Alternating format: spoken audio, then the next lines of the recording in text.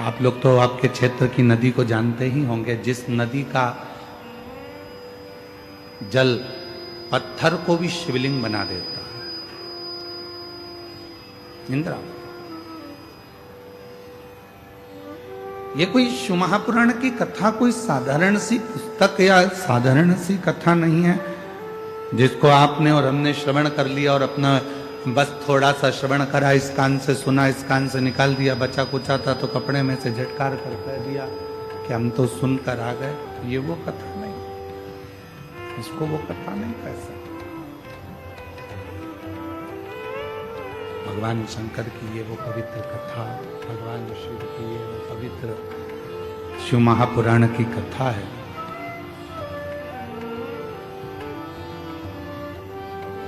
जो मनुष्य के जीवन के सारे दुखों को, सारे कष्टों को मिटा देती। कथा पंडाल में अगर आप पहुंचे हो, कथा पंडाल में यदि कथा को श्रवण करने के लिए आप पहुंचे हो और कथा सुनने के लिए यदि आप पहुंचे हो, बैठे हो, तो याद रखना यहां से खाली नहीं जाओगे। भगवान देव अधिदेव महादेव आपकी झोली में कुछ ना कुछ देकर जरूर करें।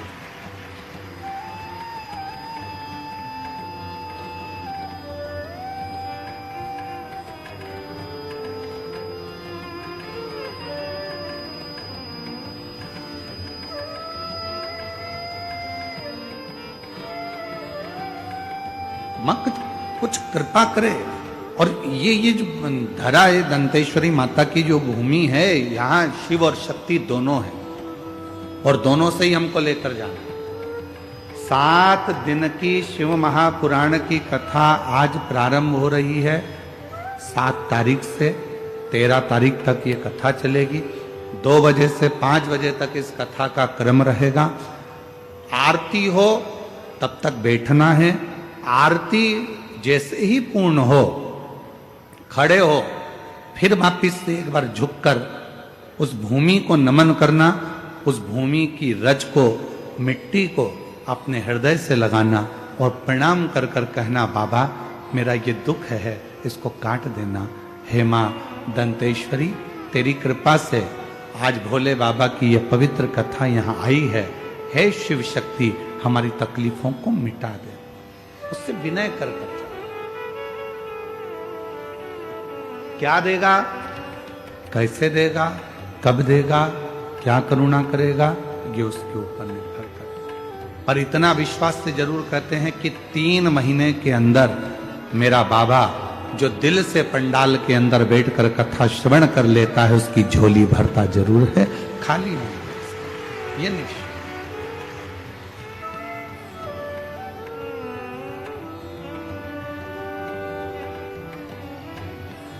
वो कहते हैं ना,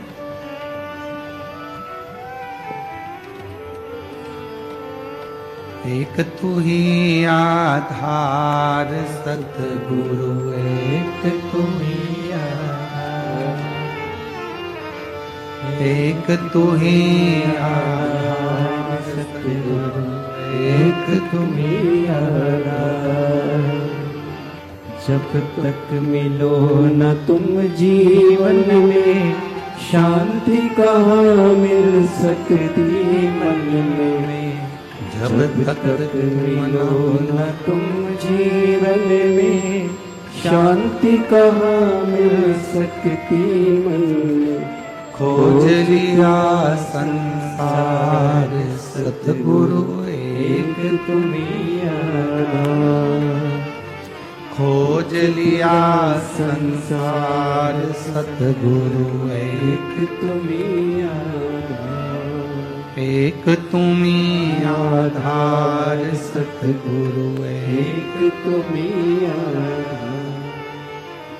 संसार सागर में कहीं पर भी खोज लो, शिव तत्व को पाने का सबसे सुंदर तरीका है शिव महापुराण की कथा। जब हम बैठते हैं,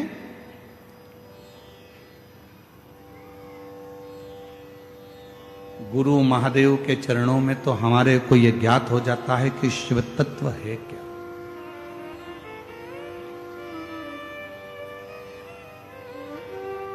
एक बहन जी ने या भाई जी ने एक पत्र लिखा, अभी हमने उनका नाम नहीं पढ़ा है, ठीक है।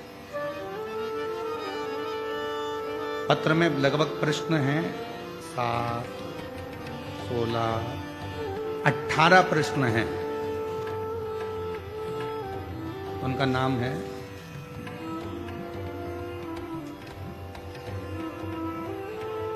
नाम नहीं है,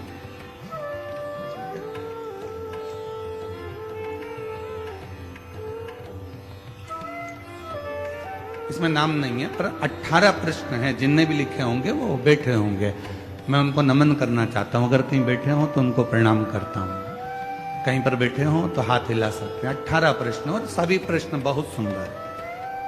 उसमें वो संकोच ना करें कि हमने पत्र लिख दिया है और गुरुजी उस पत्र पर कुछ बोलेंगे, ना ना, आपको प्रणाम है, आपके प्रश्न बहुत अच्छा है। उसमें एक प्रश्न आपने लिखा है, जब आयु 100 वर्ष की है, पत्र एलईडी पर दिख रहा है क्या?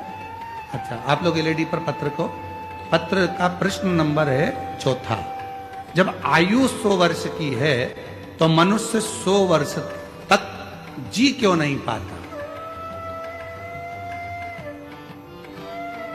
मोबाइल में डाटा 5G का है,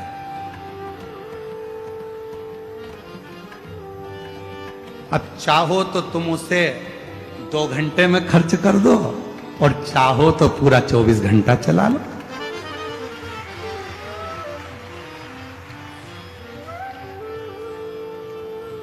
निर्भर आप पर करता है, दूसरे पर नहीं।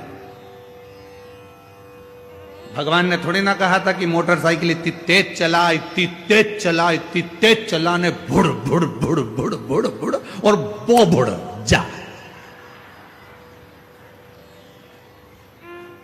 भगवान ने तो पूरी दी है, 21,600 श्वास प्रतिदिन निकल रही है।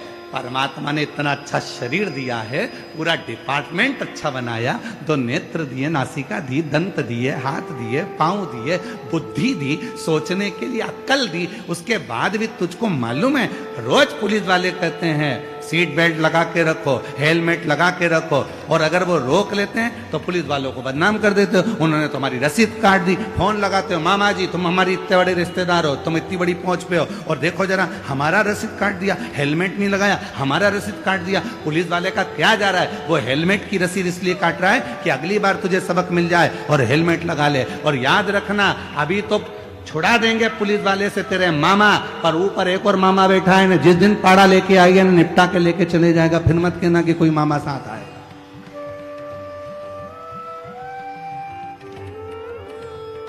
फिर मत कहना कि मामा साथ आया कि नहीं आया। हो? शरीर उसने दिया, उसने थोड़ी ना कहा कि तुम इतनी तेज भागो, कि गाड़ी चढ़ाओ, कि निपटी जाओ। उसने थोड़ी ना कहा कि तुम 4 व्हीलर गाड़ी को यूं घुमा, यूं घुमा, यूं घुमा और रेस कर, न ट्रक के आगे जाना है, न पीछे जाना है, यहां जाना, वहां जाना, वो मालूम पड़े फिर एक दिन ऊपर जाना। ले, उसने थोड़ी ना।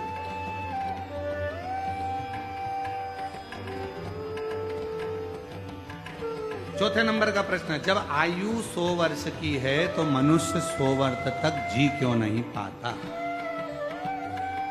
जी रहा है, कुछ लोग तो बड़ी आराम से जी रहा है, ऐसा भी नहीं है कि नहीं जी रहा। जिन्होंने व्यवस्थित जीवन को अपना बनाया है, योगा, प्राणायाम, भगवान का भजन, सात्विक भोजन, और किसी का दिल नहीं दुखाया है, अपनी जिंदगी मस्त होकर जो जिया है, वह आज भी 100 वर्ष तक जी रहा है।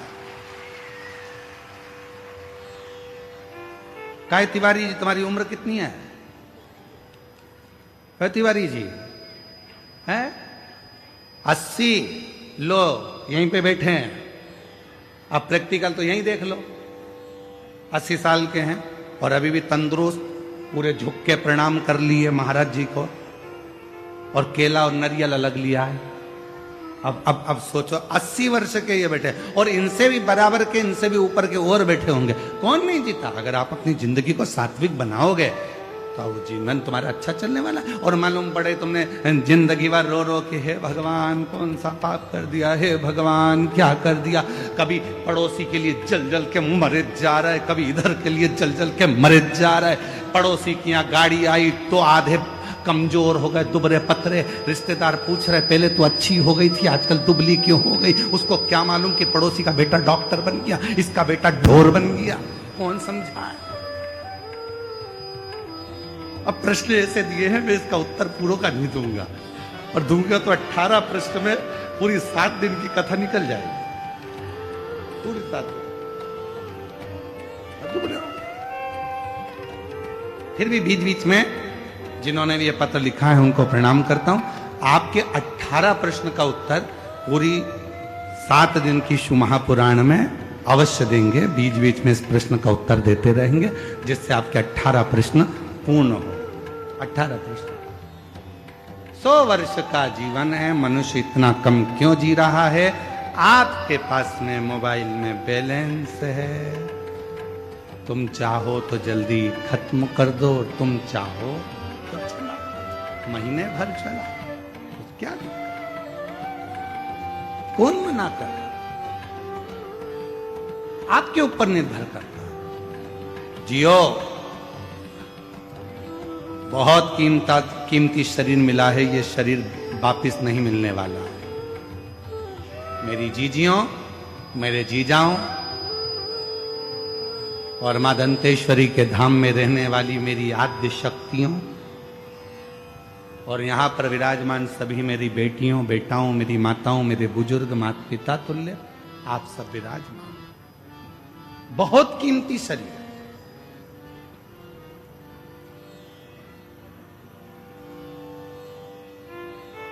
अब इस मन को आप चाहे भजन में लगा दो, चाहे आप भोजन में लगा दो। कितनी संपत्ति आपके पास में है वो मायने नहीं रखती है, वो जरूरी नहीं है।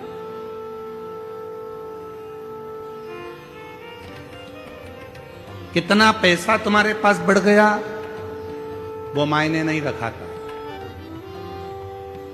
आपके पास में कितनी प्रतिष्ठा है, कितनी इज्जत है, कितना वैभव है, कितना धन है, कितनी संपत्ति है, कितनी जमीन है, कितने तुम्हारे पास में वैभव है, कितनी गाड़ियां हैं, कितना धन है, कितनी संपत्ति है, वो मायने नहीं रखाता है। शिव महापुराण की कथा कहती है सबसे ज्यादा मायना रखाता है संपत्ति हो चाहे ना हो, गाड़ी हो चाहे ना हो, वैभव हो चाहे ना हो, चाहे तुम्हारे पास में जमीन हो चाहे ना हो, पर जिस जगह पर रह रहे हो और जिस अवस्था में रह रहे हो, तुम्हारे चेहरे पर स्माइल होना जरूरी है। बाकी के कुछ है कि नहीं है उससे मतलब कोई मतलब। तुम कितने, हमने कई लोगों को देखा, अभी एक हमने अखबार में पढ़ा था कुछ दिन पहले कि एक बड़े सारे संत ने खुद को मार लिया, सुसाइड कर लिया। क्यों? कारण क्या है? वैभव है, धन है, दौलत है, संपत्ति है, सत्ता है, सब कुछ है, पर व्यक्ति अंदर से खुश नहीं है।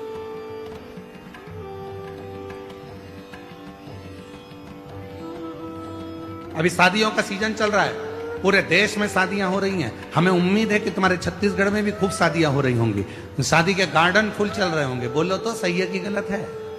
अरे जम के तो बोलो। खूब जोरदार माल निपटा रहे होगे अभी तो तुम, गुलाब जामुन, गाजर का हलवा और खूब जोरदार ने अच्छे आइटम, खूब जोरदार ठेहुआ, टीका, सब बढ़िया बढ़िया खा रहे होगे। पानी पतासा, छम्मक, लड्डू सब निपटा रहे होगे। शादियों का सीजन चल रहा है। लड़की को विदा करते हैं तो बेचारे दूल्हे से बार बार आकर कहते हैं हमारी बेटी को खुश रखना, हमारी बेटी को खुश रखना, हमारी बेटी को खुश रखना। फिर बच्चा भी हो जाए तो लोग कहने लगते हैं बेटी और बच्चे को खुश रखना, बेटी को खुश रखना। पूरे शादी में एक ऐसा नहीं मिला जो दूल्हे से जाकर कह दे भैया अब तुम्हारी शादी हो रही है, थोड़े खुश रह लेना, थोड़े से खुश। तुम्हारी शादी हो रही है, अब तुम्हारे चेहरे पर खुशी होना चाहिए। क्यों? पत्नी को जब खुश रख सकते हो जब तुम खुश रहोगे, बच्चों को तब खुश रख सकते हो जब तुम खुश रहोगे, और माता पिता को जब खुश रख सकते हो जब तुम खुश होगे। मालूम पड़े खुद का मुंह भगोने जैसा हो गया, शादी के बाद ऐसे हो गए जैसे बिना मांजा हुआ तवा। कितना ही मांज लो उसको, हमेशा काला ही काला ही रहता है। उसी तरह कितना भी शादी के बाद व्यक्ति को हंसाने का प्रयास कर लो, कितनी भी खुशी मिल जाए, पर वो बेचारा ऐसा रहता है जैसे। खुश रहो, मस्त जिंदगी जियो, दोबारा नहीं मिलना है। बड़ी मुश्किल से शिव महापुराण की कथा चलकर दंतेवाड़ा में आई है, बड़ी मुश्किल से चलकर मां दंतेश्वरी की कृपा से ये शिव महापुराण की कथा यहां तक पहुंची है।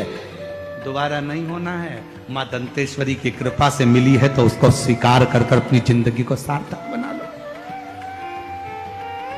ये जीवन फिर नहीं मिलना, मिल गया, बड़ी मुश्किल से प्राप्त हुआ है, इसको अच्छे से जियो, अच्छे से जियो। और गुरु करते क्या है? गुरु अपने जीवन में बस एक ही चीज सिखाते हैं, एक ही चीज, मिलते नाम। जो सतगुरु हमको, अगर इस संसार में अगर गुरु ना मिलते तो हम कैसे जान पाते? जब तक मिलो न तुम जीवन में, शांति कहाँ मिल सकती मन में। जब तक मिलो न तुम जीवन में, शांति कहाँ मिल सकती मन में। और खोज लिया संसार सदगुरु, एक तुम्हें आधार।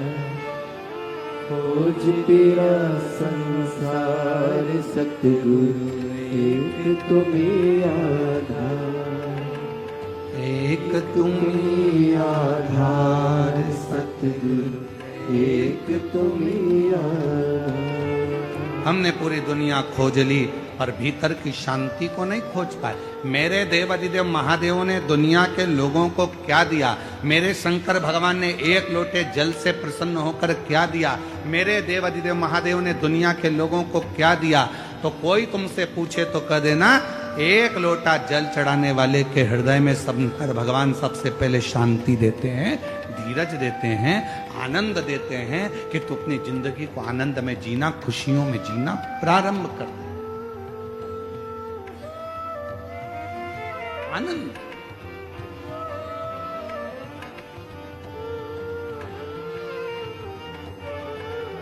क्या मिला?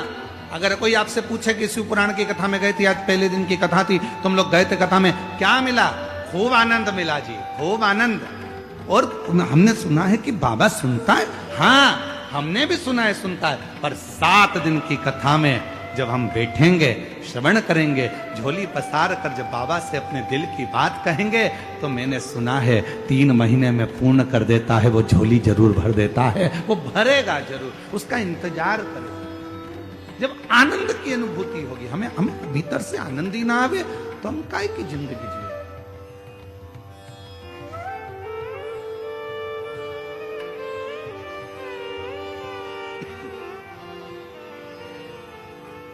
चेहरे की रौनक बता देती है कि आपके घर में आप खुश हैं कि नहीं। आपके घर का भोजन बता देता है कि आपके घर में प्रसन्नता कितनी है। आपके घर के बोलने का तरीका बता देता है कि आपके घर में आनंद कितना है, प्रसन्नता कितनी है, आनंद कितना है, खुशी कितनी है, ये बता देता। महाराज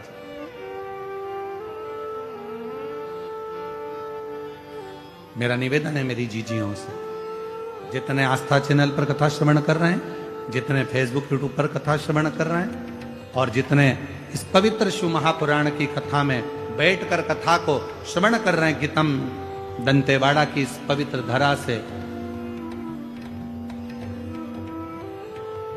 गीतम दंतेवाड़ा की पवित्र धरा से उन सभी से निवेदन करूं, अपने घर के लोगों को कहना चालू कर दो, अपने घर के रहने वालों से एक बात कहना चालू कर दो कि हमारे यहाँ धन आए ना आए, हमारे यहाँ वैभव आए ना आए, हमारे यहाँ सत्ता बढ़े ना बढ़े, हमारे यहाँ जमीन बढ़े ना बढ़े, पर हमारे घर में खुशियां बढ़ना चाहिए, प्रसन्नता बढ़ना चाहिए और हमारे जीवन का आनंद बढ़ना चाहिए।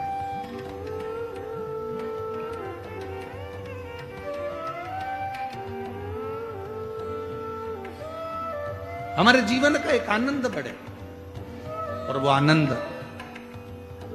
हमें परमात्मा के करीब में लेकर चले। फिर निवेदन है, कितनी संपत्ति बढ़ रही है ना बढ़ रही उससे मतलब नहीं, तुम्हारे चेहरे पर खुशी बढ़ रही कि नहीं बढ़ रही, प्रसन्नता बढ़ रही कि नहीं बढ़ रही, वो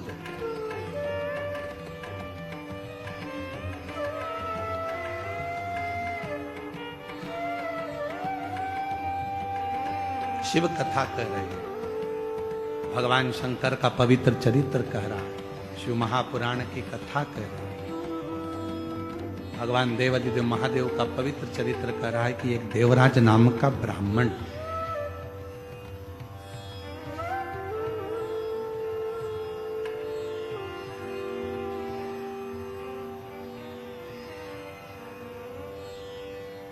और वो देवराज नाम का ब्राह्मण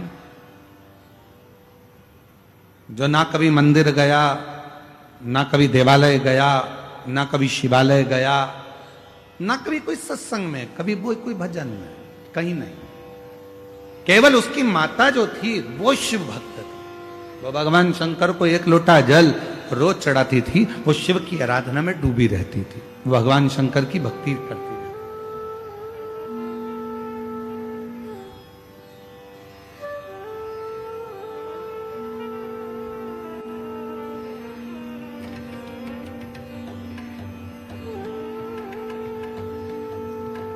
भगवान देवादिदेव महादेव की आराधना में वो लगी रहती थी। देवराज नामक का ब्राह्मण जिसका परिवार अच्छा था, घर में सब कुछ था, पत्नी भी अच्छी थी, बच्चे भी अच्छे थे, सारा परिवार ठीक था, बस एक काम गलत कर बैठा, एक पर स्त्री के संपर्क में आ गया। और हमने पहले भी कथा में काज फिर कहते हैं, पराई नारी और पराया धन जिंदगी को बर्बाद कर देता।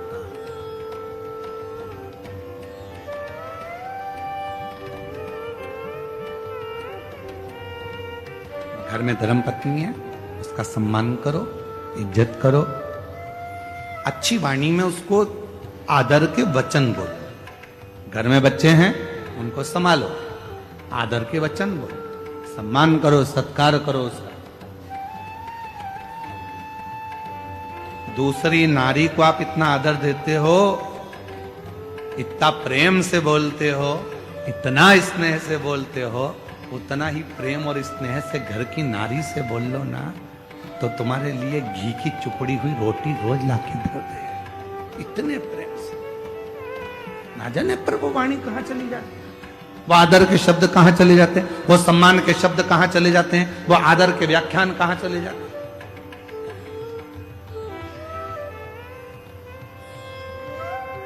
सीखो, मेरे देवादिदेव महादेव से सीखो, मेरे शंकर भगवान से सीखो। 33 कोटि देवता में केवल एक देवादिदेव महादेव ऐसे हैं जो अपनी पत्नी को पूर्ण आदर देते हैं। भगवान नारायण लक्ष्मी जी को अपने चरणों के पास रखते हैं।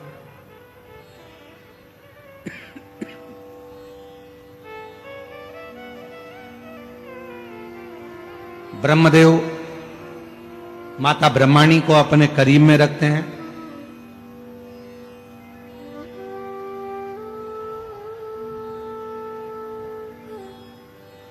ब्रह्मदेव माता ब्रह्माणी को अपने करीब में रखते हैं।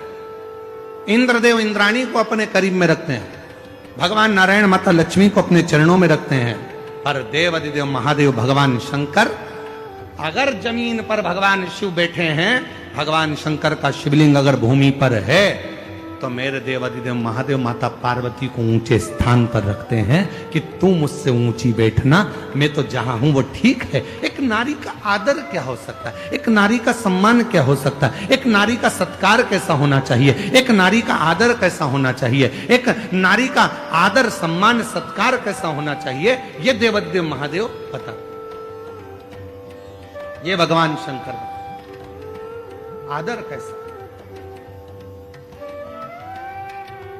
लोग कहते हैं कि सबसे ज्यादा प्रेम इन देवता ने करा, कोई कहता है कि भगवान ने इन देवता ने प्रेम करा, कोई कहते हैं उन देवता ने प्रेम करा। पर कभी कभी अंदाजा लगाकर बैठिएगा, शिव जैसा प्रेम कोई नहीं कर सकता,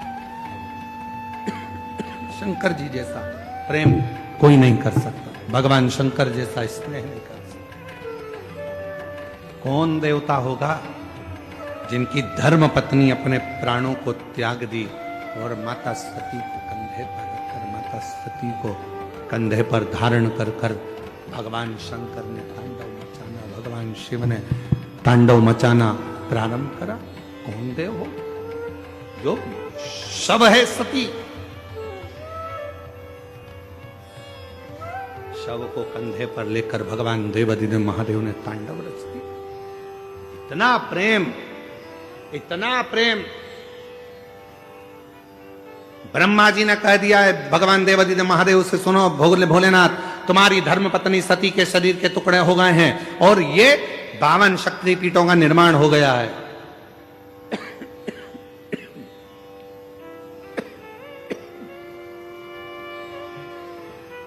माता शक्ति के, सती के शरीर के टुकड़े हो गए और ये शक्तिपीठों का निर्माण हो गया है। देवादिदेव महादेव, अब तुम्हारी धर्म पत्नी सती जा चुकी है,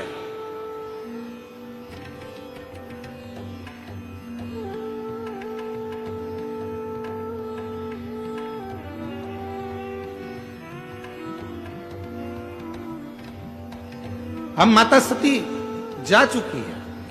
सुनो देवादिदेव महादेव, अब आप सती को भूल जाओ। शंकर भगवान ने कहा मैं अपनी धर्म पत्नी सती को भूल नहीं सकता, मैं अपनी धर्म पत्नी सती को नहीं भूल सकता,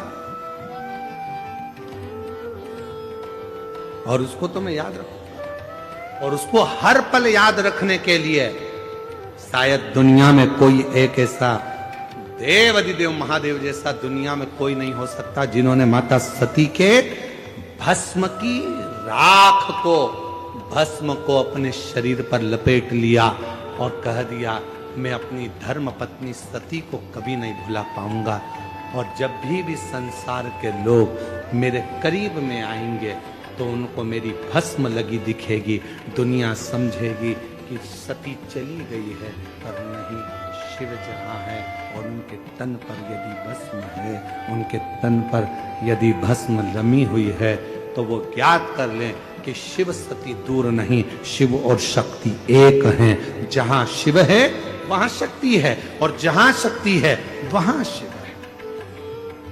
इन दोनों में कोई भेद नहीं होगा। दुनिया के लोग कहते हैं 52 शक्तिपीठ हैं, 51 शक्तिपीठ हैं, इतनी शक्तिपीठ हैं, यहां शक्तिपीठ पर ये देवी विराजमान है, पर कोई नहीं कहता कि उस शक्तिपीठ पर शिव भी विराजमान है। जहां माता आद्य शक्ति माता सती का दंत गिरा, जहां माता सती का हृदय गिरा, जहां माता सती के नयन गिरे, जहां माता सती का हाथ गिरा, जहां माता सती का कोई भी अंग कर्ण गिरा, जहां माता सती का अंग भाग गिरा है वो केवल माता सती का स्थान नहीं था, उसको संभालने के लिए स्वयं देवादिदेव महादेव उस सती माता के लिए उस स्थान पर विराजमान हुए, इसलिए उसको शक्तिपीठ कहा जाता है।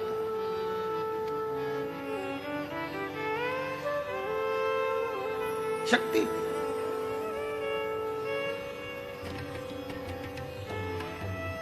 और क्यों नहीं आए?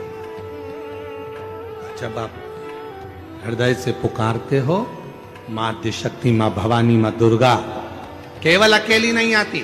लोग कहते हैं नवरात्रि में 9 दिन तक माता की जोत लगाओ, देवी जी की जोत जल रही है। लोग कहते हैं कि नवरात्रि में माता जी की जोत लगाओ, केवल ज्योति जल रही है। ना ना, हम माता के मंदिर में, हम अपने घर के अंदर देवी की ज्योत क्यों जलाते हैं? उसका कारण एक होता है कि माता तो मूर्ति के रूप में विराजमान है, माता तो जवारे के रूप में विराजमान है, माता तो स्वरूप के रूप में विराजमान है, माता तो फोटो के रूप में विराजमान है। पर ज्योत जगाने का मतलब यह होता है कि जो ज्योति है वो शंकर का प्रतिबिंब स्वरूप है, और मां के सामने जब ज्योत जलाई जाती है तो शिव और शक्ति उसी स्थान पर आकर विराजमान हो जाते हैं, जिसको ज्योतिर्लिंग का प्रतिबिंब स्वरूप भी कहा जाता है।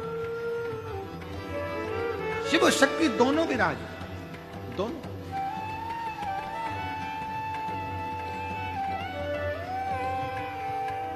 इसलिए शायद दुष्टों का संहार करने के लिए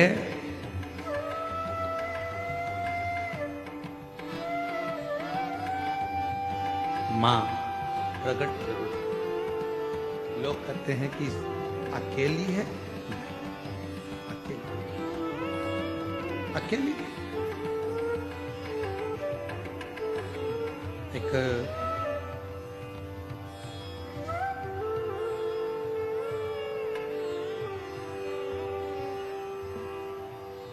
आप लोगों के स्मरण में है कि नहीं हमको नहीं मालूम, पर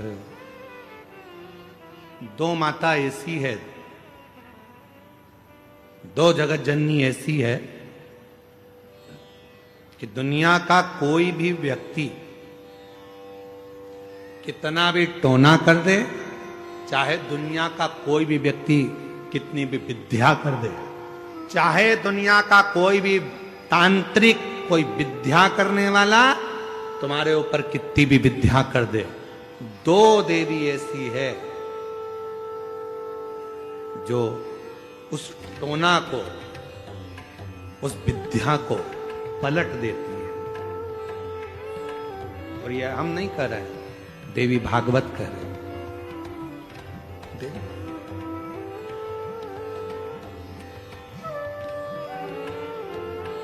काली पुराण में भी इसका वर्णन आता है, देवी भागवत में भी इसका वर्णन आता है।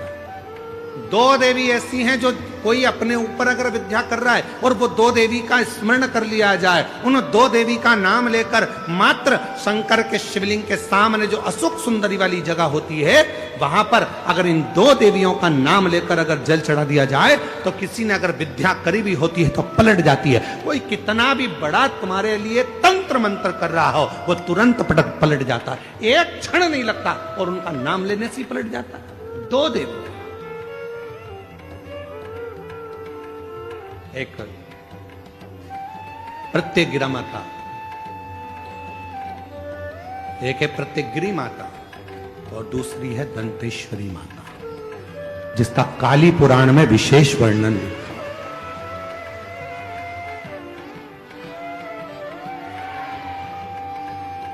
जिसका देवी भागवत में वर्णन आता है। और महाराज प्रत्यगिरी माता का वर्णन स्वयं यहां तक, प्रत्यगिरा माता का वर्णन यहां तक अथर्व वेद में भी प्रत्यगिरी माता का वर्णन और दंतेश्वरी माता का स्मरण यहां तक अथर्व वेद में भी वर्णित किया गया प्रत्यगिरी माता का। काली पुराण में तो है, देवी भागवत में भी है। ये जो दो देवियां हैं, एक प्रत्यगिरी माता और दूसरी, जम के बोलो, दंतेश्वरी। ये दो माता ऐसी हैं, अगर भगवान शंकर का ये शिवलिंग है, ये जलाधारी है, माता पार्वती जी का हस्त कमल, और यहां सामने एक मोटी सी लाइन होती है अशोक सुंदरी का स्थान, इधर गणेश जी, इधर कार्तिकेय जी। जब हम दक्षिण में खड़े होकर, उत्तर में मुख कर कर यहां खड़े होकर जब हम शिवलिंग पर जल चढ़ाते हैं और अपने जल के पात्र को थोड़ा सा आगे बढ़ाकर हम इस स्थान पर, अशोक सुंदरी के स्थान पर, इस यहां खड़े होकर जल चढ़ाते समय इस स्थान पर अपने पानी के लोटे को आगे बढ़ाते हैं और जल को यहां गिराते हैं। प्रत्यगिरी माता का नाम लेकर या मां दंतेश्वरी का नाम लेकर जब हम चढ़ाते हैं, आज दिन भर में अगर कोई ने भी हमारे ऊपर विद्या करी होती है, वो 2 मिनट के अंदर वो कटकर गिर जाती है और कोई असर नहीं होता। 2 मां, एक मां दंतेश्वरी, एक प्रत्येकगिरी। कौन है ये प्रत्येकगिरी माता? तो शिव महापुराण में बड़ा सुंदर वर्णन आया कि जब हिरण्यकशिपु ने बहुत तप करा, बहुत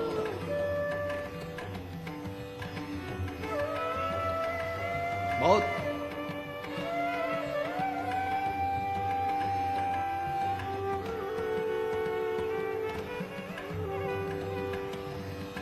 मेरा निवेदन है आस्था चैनल वालों से, कथा लाइव चल रही है, उनसे हम निवेदन करेंगे कि आपके पास में दंतेश्वरी माता का फोटो हो तो आस्था चैनल वाले अवश्य दिखाते रहें बीच बीच में जहां कथा चल रही है। और प्रत्येकगिरी माता का अगर फोटो हो तो सिंह का मुंह होगा माँ का, स्त्री का शरीर होगा माँ का, और बड़े बड़े दंत होंगे उनके प्रत्येकगिरी माता के। अगर वो भी चित्र हो तो अवश्य जहां कथा चल रही है तो लोगों को मालूम पड़े कि प्रत्येकगिरी माता कौन सी है, दंतेश्वरी माता कौन सी है, उनका स्वरूप का दर्शन अवश्य करें।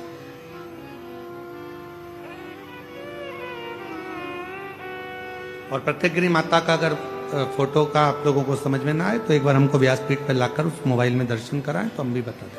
प्रत्येकगिरी 2 माता ऐसी है। काली पुराण के अंतर्गत, देवी भागवत के अंतर्गत, हमारे वेदों के अंतर्गत 2 माताओं का क्रम बड़ा विचित्र। तो हम अभी जो कथा को प्रारंभ कर रहे हैं तो प्रत्येकगिरी से प्रारंभ कर रहे हैं और इसको लेकर जाएंगे दंतेश्वरी माता का। मां दंतेश्वरी महाराज,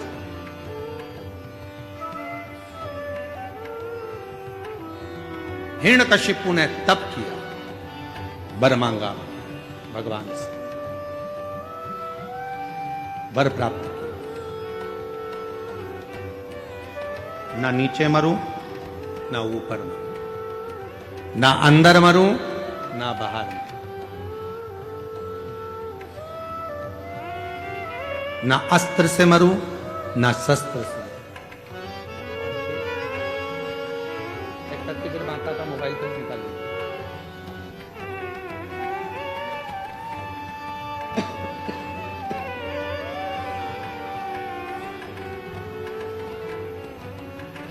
ना अस्त्र से मरूं, ना शस्त्र से मरूं, ना दिन में मरूं, ना रात में मरूं,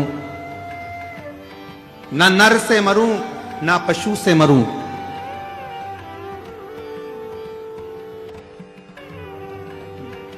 ना ही 12 महीने में मरूं। ये हिरण्यकशिपु ने वर मांगा, वर दिया तथास्तु, ठीक। और वो वर मिल गया। हिरण्यकशिपु बड़े बहुत प्रबल हो गए। ऐसा वर प्राप्त हो गया कि अब मेरे प्राण नहीं छूटेंगे। ऐसा वर मिल गया मुझको कि अब मैं मरूंगा नहीं। खूब खूब उत्पात हिरण्यकशिपु ने मचाया। घर आया तो पता चला कि मेरी धर्म पत्नी के गर्भ से एक बेटे ने जन्म लिया है जिसका नाम प्रहलाद है, जिसका नाम प्रहलाद का जन्म। हाँ, और वो भी देवऋषि नारद के घर में कुटिया में हुआ है प्रहलाद।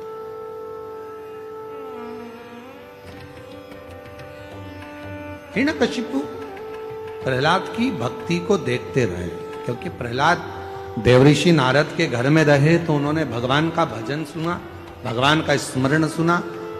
और हिरण्यकशिपु की धर्मपत्नी गर्भस्थ थी, जिसको मारने के लिए स्वयं इंद्र लेकर जा रहे थे कि गर्भ में जो बच्चा होगा वो मारना जरूरी है, नहीं तो हिरण्यकशिपु जैसा क्रोधी होगा, वह भी विवाद करने वाला होगा, असुर होगा। तो नारद जी ने उसको छुड़ा लिया था और नारद जी ने उसको इतना ज्ञान दिया था, इतना ज्ञान दिया कि गर्भस्थ बालक भगवान की अविरल भक्ति में डूबने वाला उत्पन्न हुआ। इसलिए हमारे पुराने समय की माताएं कहती हैं कि गर्भ में जब बच्चा रहे उस समय पर रामायण गीता का स्मरण करना चाहिए, गर्भवती नारी को भगवान का भजन करना चाहिए, गर्भवती नारी को भगवत स्मरण करना चाहिए, गर्भवती नारी को भगवान को जल चढ़ाना चाहिए, गर्भवती नारी को अच्छे अच्छे पुराण वेद और शास्त्र श्रवण भी करे और पढ़े भी। पर आज के जमाने में जैसे गर्भ ठेरता है डॉक्टर कह देते हैं बेड रेस्ट, पलंग पर पड़ी रहो दिन भर।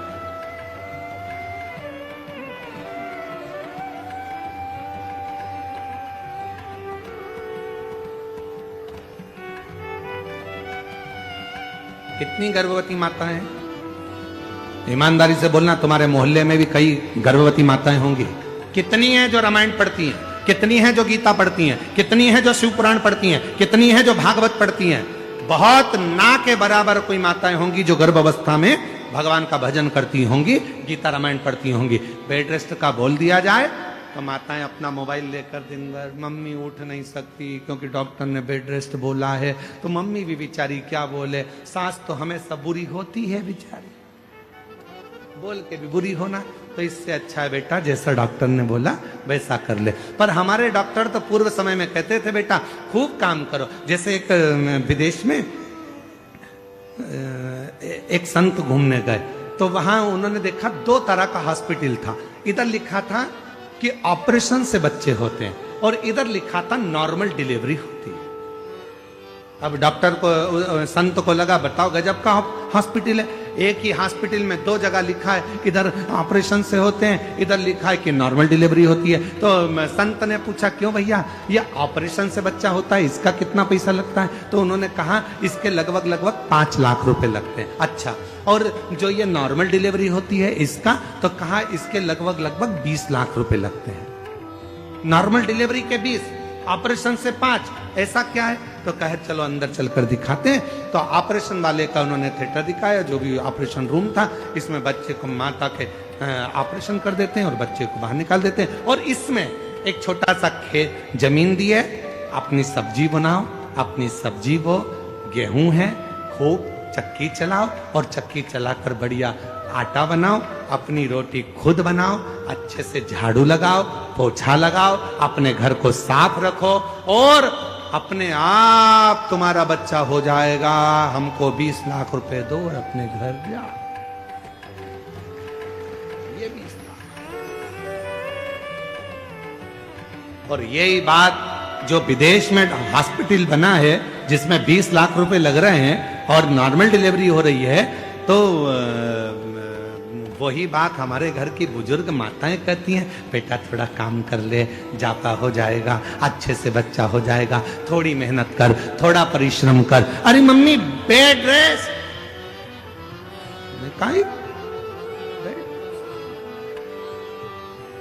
तो माँ ने कहा अच्छा ठीक है बेड रेस्ट है तो थोड़ी रामायण पढ़ ले।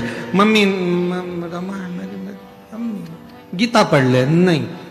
और मालूम पड़ा वो केवल सीरियल देखती रही।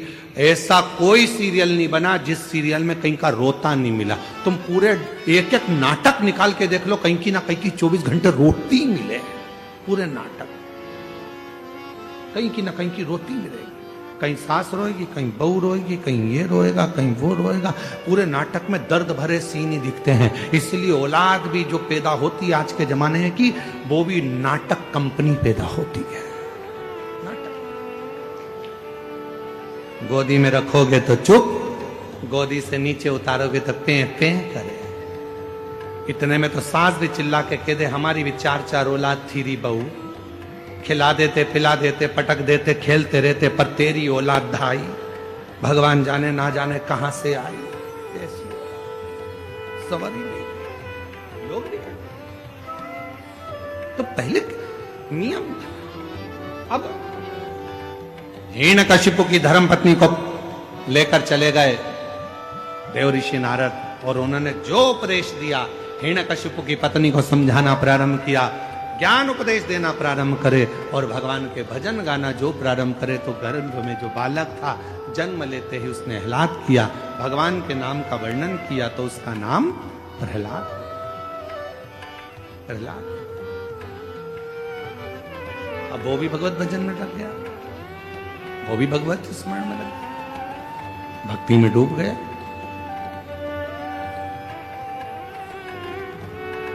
पर इतना जरूर है, जो जिनके यहाँ पर 14-14, 15-15, 20-20 साल तक औलाद नहीं होती है, वो शंकर भगवान की जब कथा सुनते हैं और उनका गर्भ ठहरता है, तो उनके गर्भ में जो बच्चा आता है तो हमारा विश्वास कहता है कि वो शिव की कथा सुनकर पैदा हुआ है, शिव की कृपा का पात्र है। शिव कृपा एक पत्र है, अच्छा है।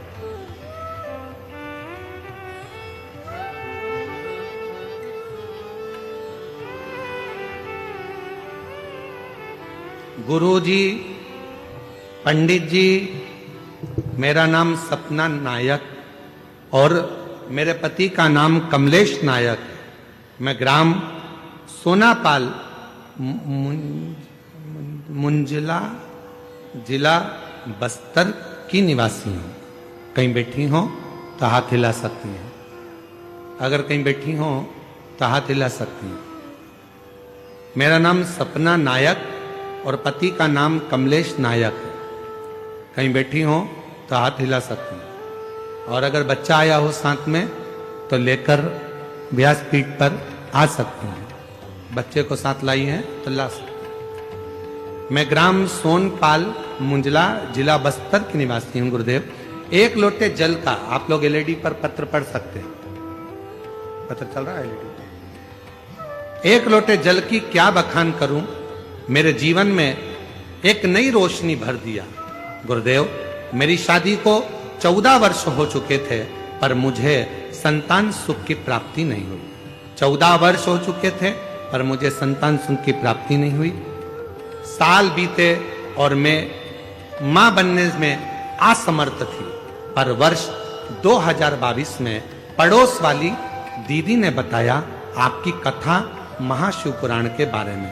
तब टीवी के में आपके कथा का महाशिव पुराण देखना प्रारंभ किया और मैंने देखा आपने कहा सफेद आंकड़े के जड़ को बांधो और भगवान का पशुपतिनाथ का व्रत करो, और मैंने ऐसे ही किया। सफेद आंकड़े की जड़ को बांधा और पशुपतिनाथ का व्रत प्रारंभ किया। उसके बाद में रायपुर गुड़ियारी पहुंच गई।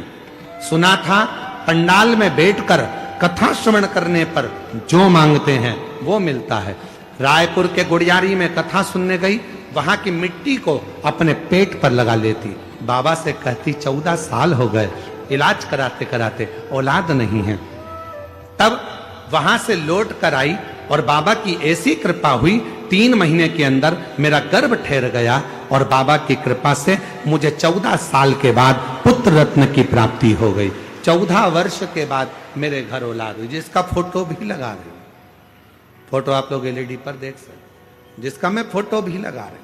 14 वर्ष के बाद मेरे यहां संतान हुई।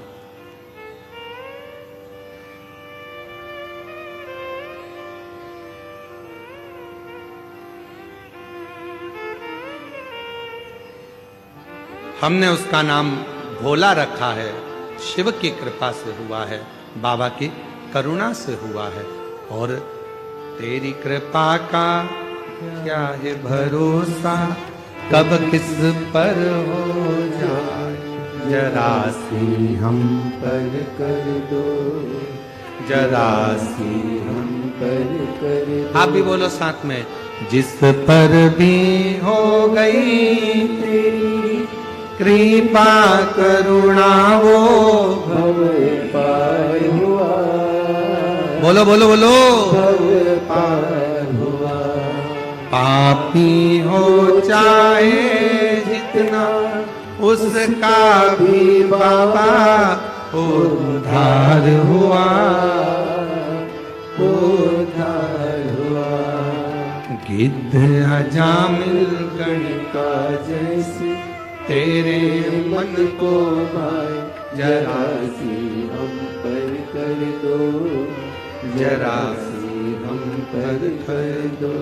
तेरी कृपा का क्या है भरोसा, कब किस पर हो जाए, जरा सी हम पर कर दो, जरा सी हम पर कर दो। जब तक उसकी कृपा नहीं होती, करुणा नहीं होती, दया नहीं होती, तब तक भगवान केवल आपके विश्वास पर आपके भरोसे पर शिव है। भरोसा है शंकर जी, भरोसा नहीं है शिव। विश्वास है तो परमात्मा है, और विश्वास नहीं है तो परमात्मा भी नहीं। विश्वास है तो परमात्मा।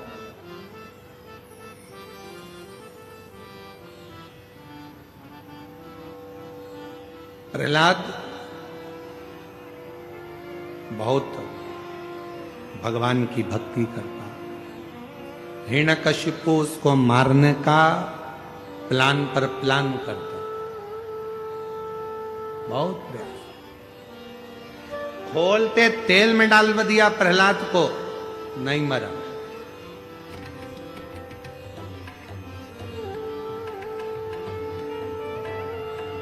पहाड़ से नीचे पटकवा दिया, प्राण नहीं छोड़ा।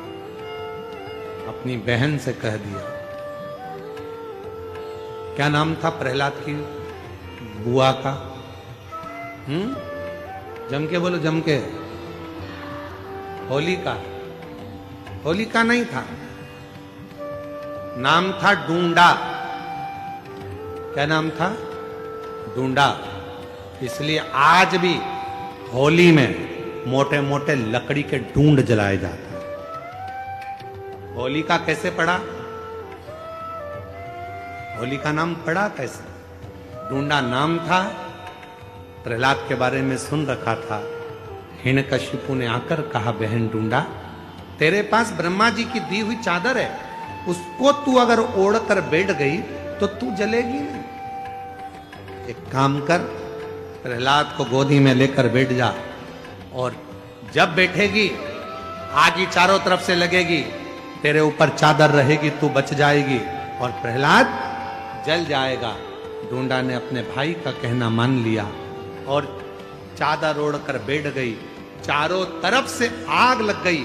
डूंडा को लगा मेरा छोटा सा भतीजा जल जाएगा, क्योंकि वो बुआ थी। बुआ कभी बद्दुआ नहीं देती है, बुआ दुआ देती है। बुआ ने अपनी चादर उतारी, अपने भतीजे पर, प्रहलाद पर डाल दी, खुद जल गई पर अपने भतीजे को बचा लिया। ऐसी होती है बुआ जो देती है दुआ। बुआ कभी बद्दुआ नहीं देती। आज के जमाने में बुआ शब्द को लोगों ने बदनाम कर दिया। लोगों को लगता है बुआ जी आई हैं तो कुछ लेकर जाएंगे, बुआ जी आई हैं तो कपड़े लेंगे, बुआ जी आई हैं तो ऐसा करेंगे। नहीं, बुआ आती है तो दुआ देकर जाती है। लोगों ने होली का त्योहार मनाया, अर्थात वो डूंडा जलने से पहले अच्छा काम कर कर परमात्मा की होली, इसलिए हमारे देश में मनाते हैं होली का त्योहार। वो मरने पर अपने भतीजे को बचाकर परमात्मा की होली थी वो। ये इतनी बड़ी होली है, अभी भी दर्शन नहीं है। दंतेवाड़ा वाली जीजियां तो कह रही हैं कि उनका बहन का नाम ही होली। बालक को अति प्रेम से अंकलिया बैठाए, और डूंडा बैठी अग्नि में आपा लिया मिटाए। डूंडा अग्नि में बैठकर अपने आप को मिटा ली और अपने भतीजे को बचा लिया। 14 साल के बाद हुआ, एक बार जोरदार था।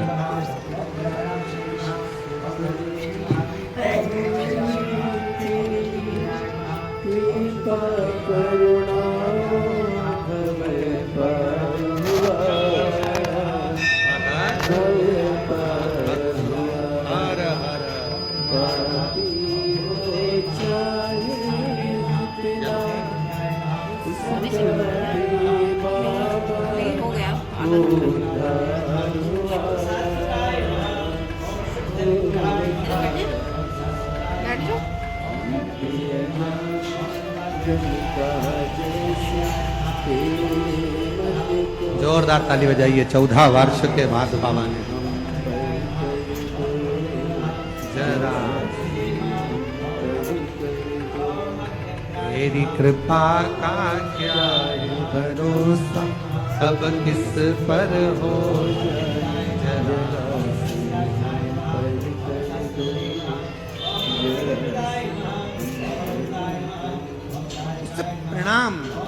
नमन। तो विनय शिव कथा कर रही। अगर विश्वास है, जैसे उस बहन ने कहा हमारा भरोसा था, हम गए गुड़ियानी में कथा सुनने रायपुर में, वहां की मिट्टी को अपने गर्भ पर लगा लिए। 14 साल तक औलाद नहीं हुई। बाबा स्वीकार करना, आपसे भी निवेदन है। शिव महापुराण की कथा अगर दंतेवाड़ा में आई है, शिव महापुराण की कथा मां दंतेश्वरी की कृपा से हो रही है, शिव महापुराण की कथा गीतम की इस पवित्र भूमि पर यदि हो रही है, दिल से आकर बैठकर बाबा को अपने मन की भाव कहना, मेरा बाबा 3 महीने के अंदर मुराद पूर्ण जरूर करता है। स्वीकार कर, उसे कहो दिल से, महादेव नमन चरणों में स्वीकार सबका किया है, मेरा भी उद्धार कीजिए। आप भी बोलो साथ में, महादेव नमन। बोलो बोलो, महादेव नमन स्वीकार कीजिए, सबका किया है, मेरा भी उद्धार कीजिए।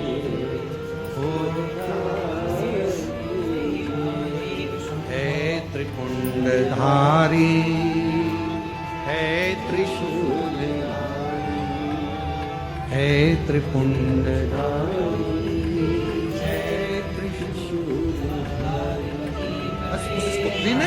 निवेदन करो। प्रहलाद अग्नि से भी जला नहीं, हाथी के पांव के नीचे मरा नहीं। तब हिरण्यकशिपु को क्रोध आया और हिरण्यकशिपु ने एक धधकता हुआ खंबा सामने खड़ा कर दिया। अग्नि में तप रहा था वो खंबा कई समय से। हिरण्यकशिपु से पूछा हिरण्यकशिपु ने प्रहलाद से, क्या इसमें तेरा भगवान है? हाँ, इसमें मेरा भगवान।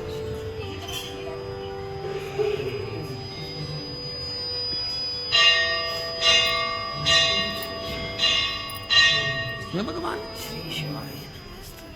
खंबे में तेरा भगवान है? हाँ, अगर खंबे में भगवान है, लग जा गले। प्रहलाद ने देखा कि बहुत अग्नि का खंबा है, तो भी भगवान का नाम लेकर प्रहलाद खंबे से गले लग गया। हिरण्यकशिपु को क्रोध आया तो गदा का प्रहार खंबे पर करने लगा और उसी में से नरसिंह भगवान दिख गया। ये कथा तो आप लोग सुने हैं। क्रोध आया नरसिंह भगवान को, हिरण्यकशिपु के उदर को फाड़ दिया, हाथों को निकाल लिया, गले में था।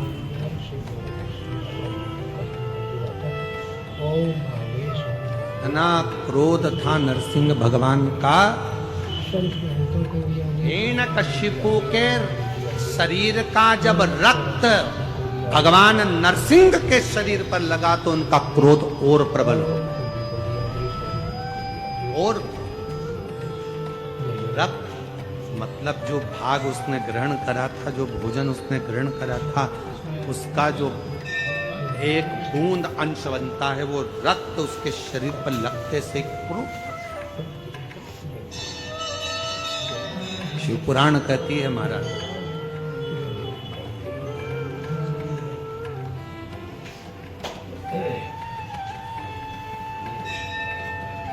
जैसा खाया अन्न, बोलो बोलो जम के बोलो, वैसा हो गया मन। जैसा पियो पानी, वैसी हो गई वाणी। और जैसा पिया दूध, वैसा बन गया बुद्ध। बुद्धि कैसे बनी है? दूध से। थैली का पियोगे तो थैली जैसे हो जाओगे, डब्बे का पियोगे तो डब्बे जैसे हो जाओगे, और गौ माता का अगर दूध पियोगे तो गाय जैसे निर्मल हो जाओगे। ये दूध पर कई लोग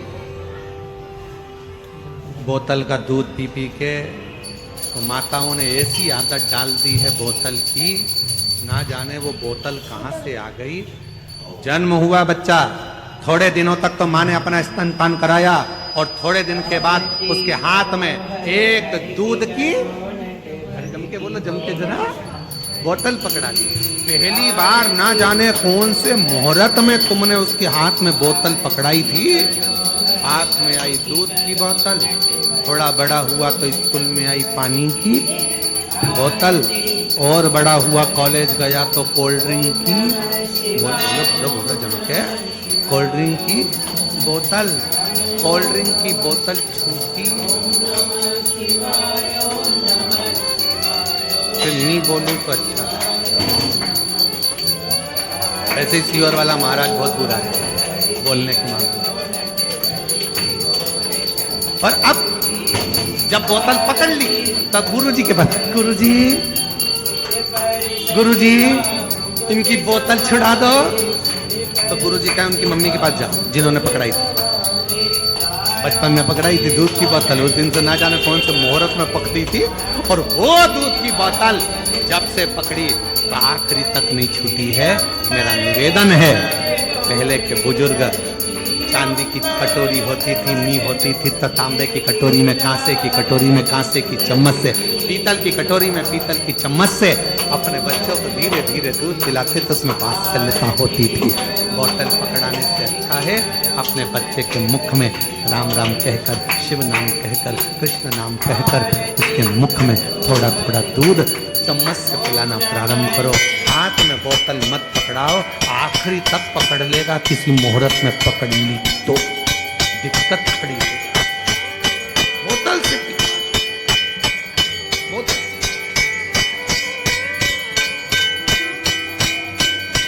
एक नशा जो कई लोग करते हैं, मदिरा का नशा, दारू का नशा, शराब का नशा, एक नशा। लोग कहते हैं कि नशा करने वाला बर्बाद हो जाता है। शिव महापुराण की कथा कहती है केवल नशा करने वाला अकेला बर्बाद नहीं होता है, जो नशा करता है उसका पूरा घर, उसके बच्चे, उसकी पत्नी, उसका कुटुंब, उसका परिवार सब बर्बाद हो जाता है। इसलिए व्यासपीठ से निवेदन करते हैं, नशा करने वालों से निवेदन करते हैं कि शिव महापुराण में अगर कोई दान करना चाहते हो तो अपने नशे का दान दे दो कि मैं आज के बाद कभी नशा नहीं करूंगा, छोड़ता हूं। मेरा बाबा यहाँ आया है, मेरा भोले बाबा यहाँ पहुंचा है, मेरा शंकर भगवान यहाँ आया है, मैं उससे हमेशा नहीं आ रहा है, मेरा बाबा नहीं है, बाबा यहाँ आए हैं तो मैं नशे का त्याग करूं। हरिओम में ओम समाया है, मेरा भोला मगर में आया।